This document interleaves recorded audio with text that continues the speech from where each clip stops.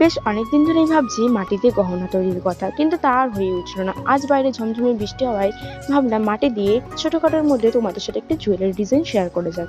তাই ঝটপট বসে পড়লাম কাদা মাটি নিয়ে। সবার প্রথমে আমি এখানে মাটিটাকে ভালোভাবে বেলে নিয়ে কাদার 3টে প্লেট কেটে নিয়েছি। তারপর এখানে ঘরে থাকা উপকরণ দিয়েই আমি এখানে 3টা সার্কেল তৈরি করে নিয়েছি। আমি এখানে জুয়েলারির মাঝখানে ফ্লাওয়ার ডিজাইন রাখবার চেষ্টা করেছি। পেন্সিল দিয়ে এবং ফেলে দেওয়া শিশি দিয়েও আমি কিছু ডিজাইন করে নিয়েছি। আমি এর আগেও একটি মাটির গহনা তোমাদের সাথে শেয়ার করেছি, যারা যারা এখনো দেখোনি পুরোনো ভিডিও থেকে দেখে আসতে পারো।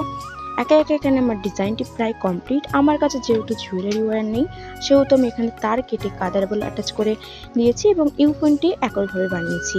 এবং এর সাথে যে ছোট ছোট কানের দুটি বানিয়েছি আমি খুবই সিম্পলের মধ্যে রাখবার চেষ্টা করেছি।